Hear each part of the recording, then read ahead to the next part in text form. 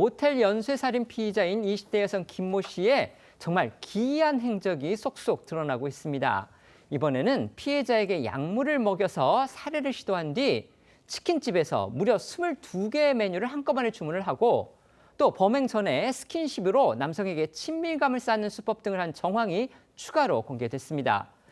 그런가 하면 피해자 유가족 측은 경찰에 부실한 초기 대응을 질타하는 목소리를 더욱 크게 내고 있어서 주목이 되는데요. 자세한 내용 짚어보겠습니다. 네, 한국일보 보도에 따르면 이 피의자의 김 씨가 범행을 저지른 지난달 9일 오후 9시경 이 서울 강북구의 한 치킨집에 사건이 벌어진 모텔 객실로에서 이 대량의 배달 주문이 접수가 됐다고 하는데요. 주문 메뉴 무려 22개로 이 금액만 13만 1,800원어치였습니다. 다양하게 메뉴를 시켰는데요. 4가지 맛 치킨 2마리 반을 비롯해서 떡볶이, 즉석밥, 음료 그리고 각종 소스까지 포함이 되어 있었습니다. 결제 방식은 카드 현장 결제였는데요. 경찰은 이 피의자 김 씨가 두 번째 살인을 저지른 당일 이 음식을 이 범행 현장인 모텔방으로 주문을 한 것으로 보고 있습니다. 경찰 조사에 따르면요, 김 씨가 치킨을 주문한 시각 바로 범행을 저지른 직후다 이렇게 추정이 됩니다. 그러니까 바로 옆에서 자신이 건네준 음료를 마시고 20대 남성이 죽어가고 있는 와중에 치킨 메뉴를 20가지 넘게 주문하는 말 그대로 기이한 행동을 한 건데요. 이런 점 때문에 결국 사이코패스 판정을 받은 게 아니냐 이런 생각도 들 수밖에 없습니다. 당시에 이 치킨을 배달했던 기사분도요, 당시 상황을 또렷하게 기억하고 있다고 합니다. 네, 배달기사 A씨는 한국일보에 음식을 전달하러 갔을 당시 상황이 매우 이상했다고 증언했습니다. 주소를 아무리 봐도 모텔이고 객실에 들어갈 수 있는 사람이 많아야 6명 정도일 텐데 13만 원어치의 치킨을 시킨 게 이상했다고 전했고요. 가정집인데 주소를 잘못 적은 건 아닌지 의심도 했다고 합니다.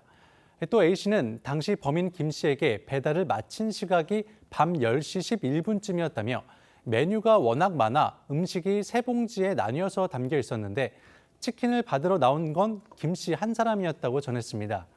김 씨가 양손에 봉지를 들고 혼자서 음식을 가져갔다는 건데요. A씨는 처음엔 가족 여행객인가 생각했지만 부모나 다른 일행 없이 여성 한 명만 나와서 이상하게 느꼈다고 했습니다. 경찰은 김 씨가 13만 원이 넘는 치킨값을 사망한 두 번째 피해자의 카드로 결제했다고 전했습니다.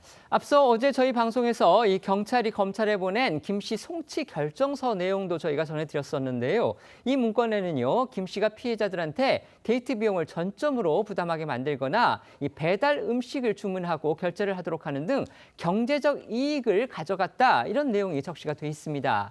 이번에 드러난 행적도요, 김 씨가 결국 자신의 욕구를 충족하기 위해서 피해자들을 이용했다 이렇게 볼 수 있는 대목입니다. 그렇습니다. 이 피해자 유족 측 법률 대리인에 따르면 김 씨는 그날 밤 10시 22분, 그러니까 이 치킨 배달을 받은 뒤 모텔에서 나와 피해자에게 택시에 탄 사진을 보내며 택시를 타고 가고 있다는 메시지를 보냈다고 합니다. 이미 피해자가 의식을 잃은 상태였는데도 마치 자신이 현장을 떠나는 것처럼 꾸미고 알리바이를 만들려 했던 것으로 추정됩니다.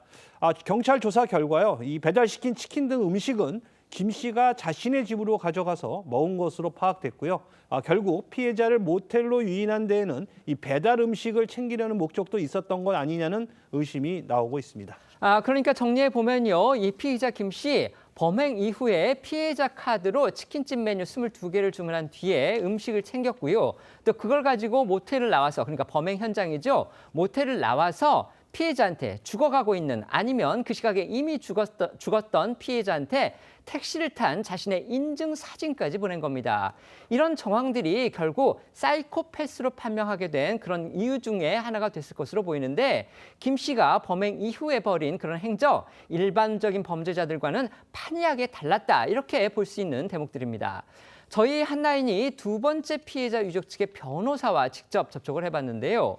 취재 결과 범인 김 씨, 지난 1월 28일 첫 번째 그 살인 범행을 저지른 이후에도요, 두 번째 피해자와 아무 일 없다는 듯이 연락을 이어간 것으로 확인이 됐습니다. 이루라 기자가 직접 전화 접촉해 보셨죠. 네, 이 두 번째 피해자 유족 측 법률 대리인인 남원호 변호사에 따르면요, 이 피해자 김 씨는 1월 28일 첫 범행 후에 며칠도 안 돼서 새로 알게 된 두 번째 피해자와 평소와 다름없는 메시지를 주고받았습니다. 심지어 이 기간 김 씨는요, 일본 교토 여행 중이었지만 이를 숨긴 채 이 새로운 피해자에게 몸이 아파서 일을 못 나가겠다, 몸이 아파서 아르바이트를 못 하겠다는 식의 이 거짓 메시지를 이 두 번째 피해자에게 보내기도 했습니다. 즉, 이 첫 범행 직후 태연하게 해외 여행을 즐기면서도 동시에 새로운 피해자와 아무 일 없는 듯 일상적인 연락을 이어간 그런 정황이 충격을 주고 있는 겁니다. 또 유족 측은요, 이 피해자 김 씨가 범행 전날 두 번째 피해자와 만나서 밀접하게 접근을 한 뒤에 뭐 옷매무새를 좀 고쳐 잡아주는 등 다정한 태도를 보인 것을 두고 김 씨의 접근 방식이 피해자와 친밀감을 쌓는 이른바 라포 수법, 그러니까 이 신뢰 관계를 쌓는 수법이다 이렇게 지적하고 있습니다. 두 번째 피해자 유족 측은요, 경찰이 제때 수사만 했어도 피해자, 그러니까 자신의 가족을 살릴 수 있었다 이러면서 이 경찰의 초기 대응이 부실했다는 문제를 제기하고 있습니다. 특히 이 송치 결정서 내용이 공개가 된 이후에 유족 측 일부 경찰의 수사 내용까지, 그러니까 그 송치 결정문에 나와 있는 그 일부 내용을 또 반박하고 있는데요. 유족 측 변호사의 주장 좀 더 자세히 전해주시죠. 한라인 취재 결과 경찰이 두 번째 살인 피해자와 김 씨가 처음 만난 시점을 잘못 파악한 사실이 확인됐습니다. 서울 강북경찰서가 김 씨를 검찰에 넘기며 작성한 송치 결정서에는 두 사람이 올해 2월 5일쯤 한 주점에서 처음 만나 알게 된 관계라고 기재돼 있습니다. 하지만 피해자의 휴대전화 기록을 보면 두 사람이 처음 연락을 나눈 시점 올해 2월 1일로 확인됐습니다. 이에 경찰은 메신저 대화를 처음 나눈 시점을 첫 만남으로 잘못 인지했다면서 송치 결정서 내용에 대해 검찰에 정정 요청을 했다고 설명했습니다. 또 유족 측 변호사와 통화하면서 새롭게 드러난 사실이 있습니다. 바로 유족 측은 경찰이 범죄 핵심 물증이 될 수 있는 이 피해자의 휴대폰을 비밀번호가 잠겼고 포렌식이 어려운 기종이라는 이유로 이 강제 수사 3일 만에 유족에게 돌려줬다고 전했습니다.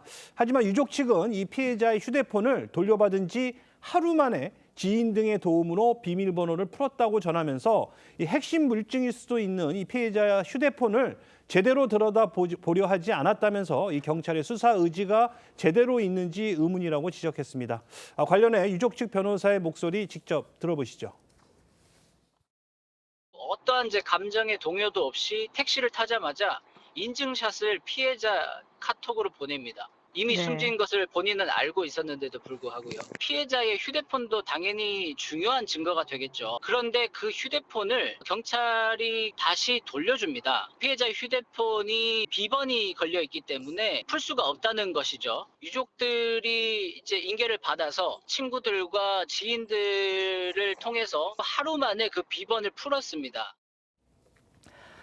지금 두 번째 피해자 유족 측의 변호사분의 녹취를 저희가 들려드렸는데요. 이 변호사분은 그러니까 두 번째 피해자의 휴대전화에 담겨 있는 그런 메신저라든지 또 사진 같은 걸 보고서 저런 사실들을 다 확인을 한 것으로 그렇게 알려져 있습니다.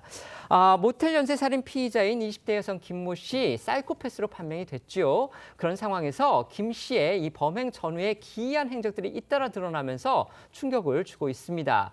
특히 지금 논란이 되고 있는 거는요. 두 번째 피해자의 유족 측이 경찰의 초기 수사가 매우 부실했다. 심지어 지인 등을 통해서 충분히 열 수 있었던 그 피해자의 휴대폰 비밀번호를 열 수 없다. 이런 이유로 휴대전화를 돌려줬는데 과연 그렇게 수사를 한다는 것이 과연 의지가 제대로 있는 것이냐 이런 의심이 든다. 이렇게 주장하고 있습니다. 어떻게 보십니까? 일단 범행 동기를 정확히 알아야지 다른 여자가 있는지 다른 피해자가 있는지를 파악을 할 수가 있겠죠. 근데 사이코패스 여기만 아마 초점을 맞춘 것 같고 경제적인 필요성에 의한 것이라는 것도 새로 드러나고 있는 것 아닙니까? 네네. 그 초기에는 그런 얘기가 없었습니다. 네. 그래서 그 부분부터 수사가 처음에 잘못 단초를 끼웠다는 생각이 들고 그다음에 유족 측의 주장에 따르면은 크게 이제 두 가지가 있죠. 하나는 수사 기술상의 문제인데 그 메신저를 첫 교환하는 그 시점하고 첫 만남 시점을 혼동을 했다는 거잖아요. 유족 측 주장에 따르면은. 네네. 그건 아주 기초 수사가 아주 잘못됐다는 이야기가 되는 심지어 것이고. 경찰이 잘못을 인정하고 검찰에 바꿔달라고 요청까지 했다는 거죠. 네, 그렇습니다. 네. 그건 이제 수사 기술상의 문제고 기술상에